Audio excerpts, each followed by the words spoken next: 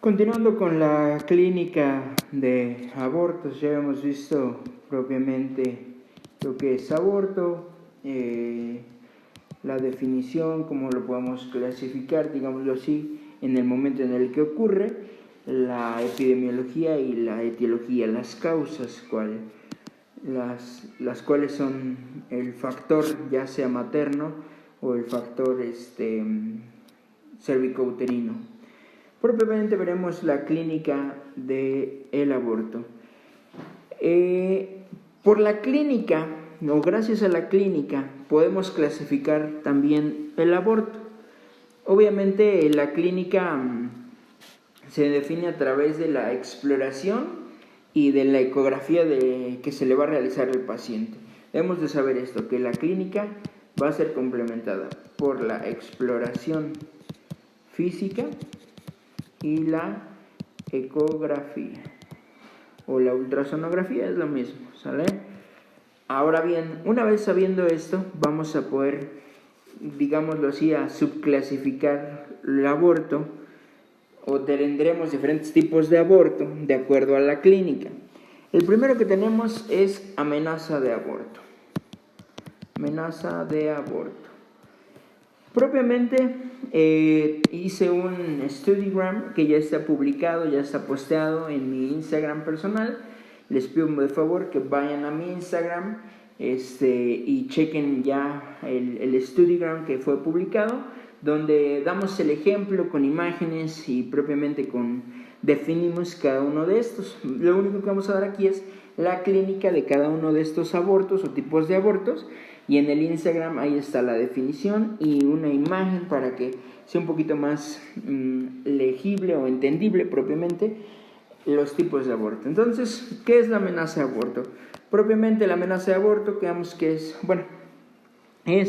la aparición de una metrorragia en la primera mitad de una gestación, es decir, un sangrado intermenstrual. Es una metrorragia, sangrado intermenstrual o un sangrado entre los ciclos propiamente.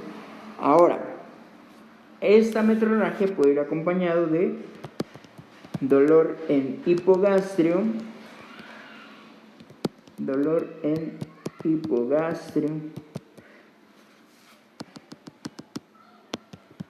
obviamente por la ubicación anatómica del útero, dolor en hipogastrio. Se caracteriza porque se aborta menos de la mitad sin daño fetal. No hay daño propiamente fetal. Sí se aborta un poco de contenido del útero, pero no hay daño fetal. Obviamente, al no haber daño fetal, pues tampoco hay alguna malformación o algo ante a esa amenaza de aborto, ¿sale? Un dato importante acerca de la amenaza de aborto es que la sangre proviene de los vasos sanguíneos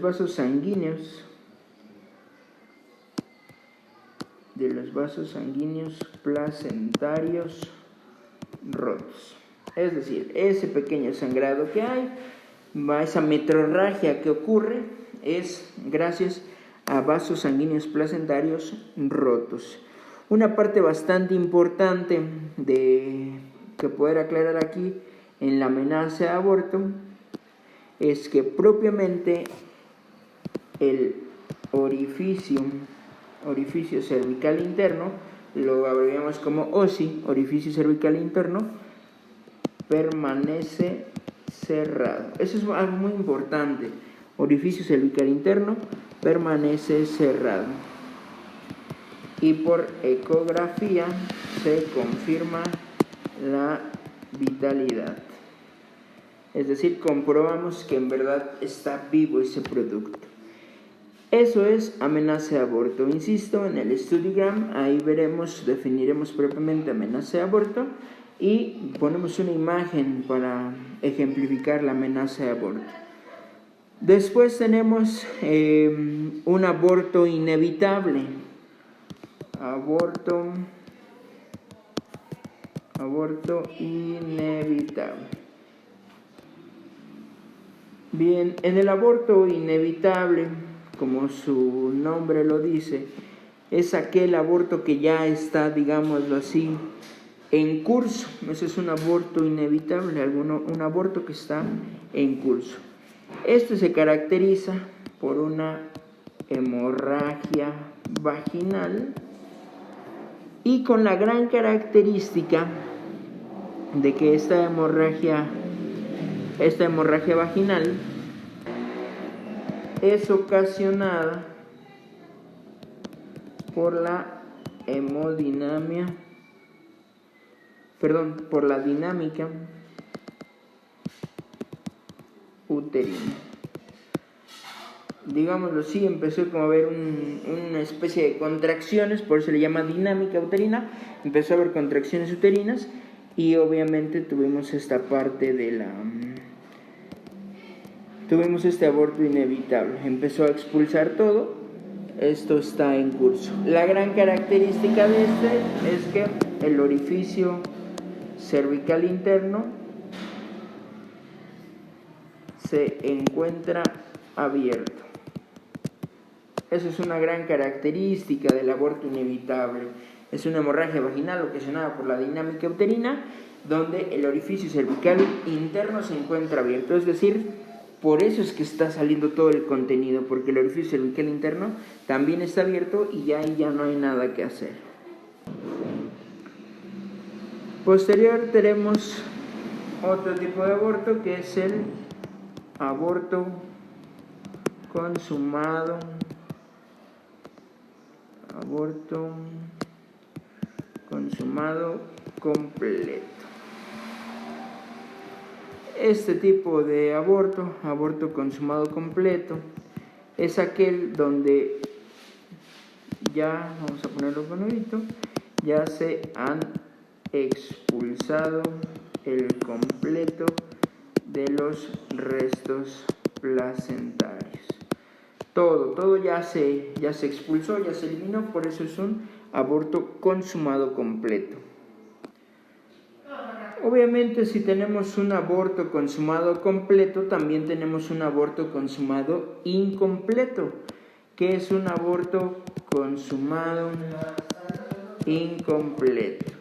El aborto consumado incompleto es aquel que se genera en cuanto, más bien, debemos de aclarar aquí que las contracciones uterinas ya terminaron, ya cesaron, pero aún hay restos placentarios. Es decir, la paciente ya llegó sin contracciones, ya hubo expulsión de restos placentarios, pero aún no está vacío el útero, todavía hay restos placentarios, por lo tanto es un aborto consumado incompleto.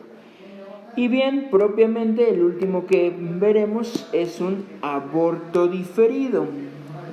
Aborto diferido. Ahorita veremos qué es un propiamente aborto diferido. ¿Qué es el aborto diferido? Propiamente veremos que aborto diferido podemos conocer aquel donde se ha producido una retención de una gestación no evolutiva durante varias semanas. ¿Qué quiere decir esto? Aborto diferido, se ha producido una retención de una gestación no evolutiva durante varias semanas. Quiere decir que hay dentro del útero un producto que no tiene vitalidad, es decir, que está muerto y que éste se ha propiamente retenido durante varias semanas. Eso es un aborto diferido. Obviamente, en este tipo de abortos pueden existir mayor complicaciones, ¿sale? Tomando en cuenta este tipo de abortos, podemos decir que tenemos un tipo de aborto más, que es el aborto recurrente o habitual. Aborto recurrente o habitual. Este ocurre aproximadamente en el 0.3% de todos los casos de aborto recurrente o habitual. Y como su nombre lo dice, al decir aborto recurrente o habitual, se le conoce o se le domina así en los casos donde ocurren 3 o más abortos espontáneos. Aborto recurrente o habitual se le conoce a aquellos en los cuales los casos donde ocurren 3 o más abortos espontáneos y sobre todo consecutivos. Ese es un dato muy importante, que pueden ser consecutivos. O bien también podemos llamar aborto recurrente o habitual a aquellos donde se generan propiamente abortos, 5 abortos alternos. A lo mejor los primeros 2 fueron abortos, el tercero fue un producto vivo, después fueron otros 2 abortos, después un otro vivo y así. Pero 5 abortos alternos también podemos decir que se le puede denominar aborto recurrente o habitual. Bien, ya aclarados cuáles son los tipos de abortos que tenemos, veremos cuál es el diagnóstico de estos pacientes, cómo se hace el diagnóstico de un aborto. Recuerden que habíamos quedado que mucho dependía propiamente de la exploración física y de la ecografía. Entonces, ¿qué nos va a ayudar? Obviamente un test de embarazo.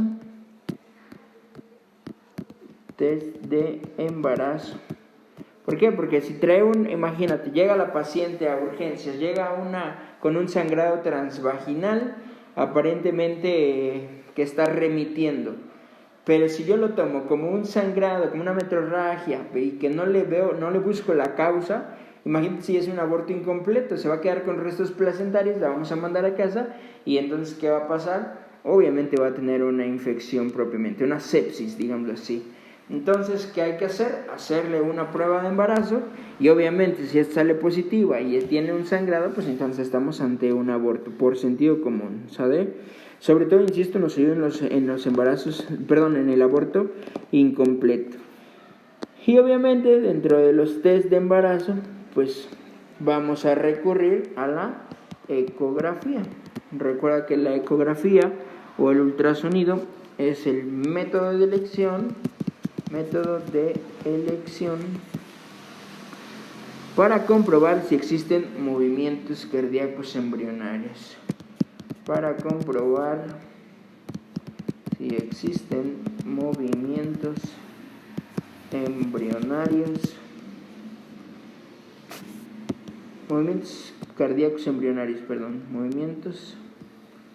cardíacos embrionarios. Entonces, el diagnóstico de un aborto, insisto, la clínica, la exploración física. Si llega una paciente con un sangrado, con una metrorragia, le hacemos una prueba, un test de embarazo, sale positiva, pues ahí nos está dando el diagnóstico. O bien, podemos realizar la ecografía, donde nos dice que es el método de elección para comprobar si existen movimientos cardíacos embrionarios. Ahora bien, propiamente el tratamiento. En el tratamiento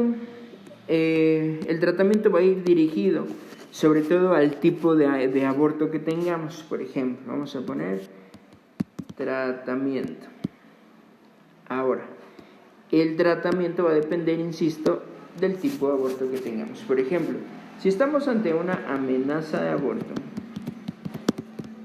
propiamente no hay un tratamiento farmacológico. Nos dice la literatura que no hay algún tratamiento farmacológico que demuestre evidencia que en verdad puede, digámoslo así, detener ese aborto o esa amenaza de aborto. No hay como tal un fármaco que lo ha comprobado. Y de hecho, si ustedes lo han visto, lo único que se manda como tratamiento o se suele recomendar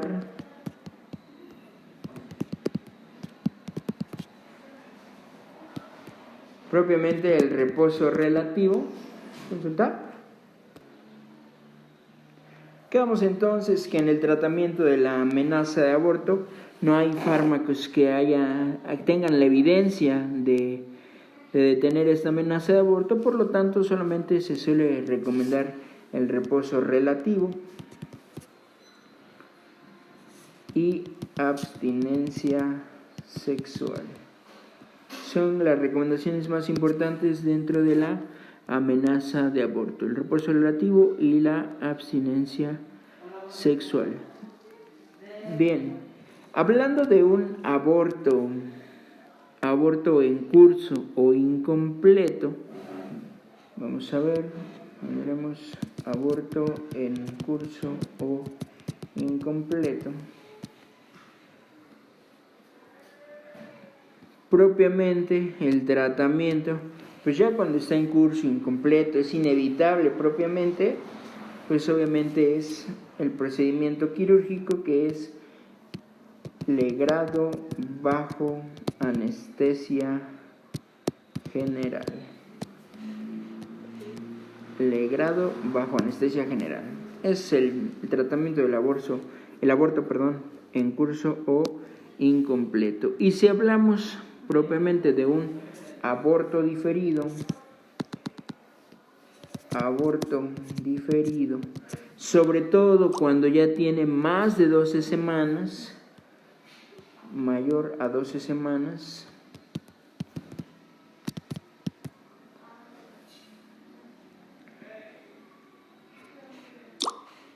aborto diferido mayor a 12 semanas, el tratamiento inicial es inducir la dilatación. Se induce la dilatación o provocar la dilatación con prostaglandinas, provocar dilatación con prostaglandinas. Y una vez que se generó esta dilatación, ahora sí, viene y después realizar legrado bajo anestesia general.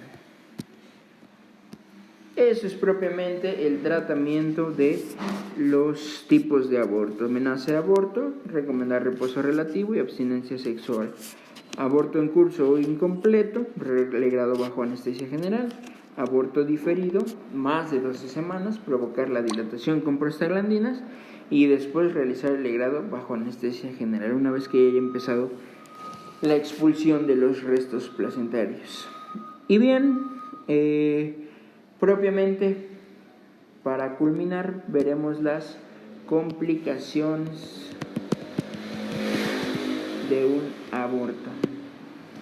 Precisamente recuerden que ya de trasfondo, digámoslo así, pues se pretende legalizar el aborto, no tanto para que la mujer diga, ya voy a abortar y lo que sea, y dentro de los principios moralistas y políticos y demás.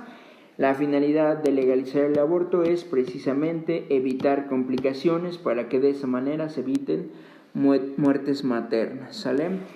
Bien, dentro de las complicaciones más importantes que tenemos es la famosa CID, coagulación intravascular diseminada con fracaso renal, es decir, empieza a haber la formación de coágulos, obviamente por eso es intravascular, en los vasos sanguíneos y por todos lados, por todo el cuerpo.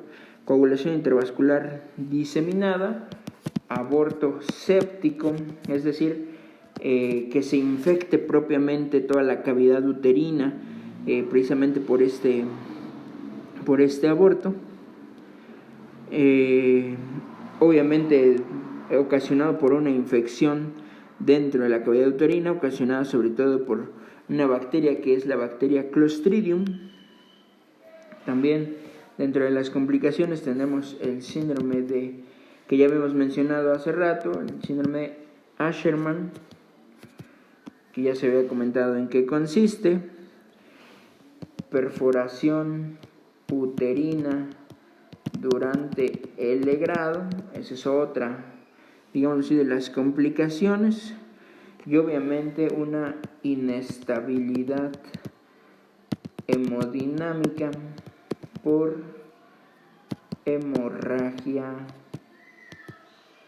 uterino. Esas son las principales las principales complicaciones de un aborto.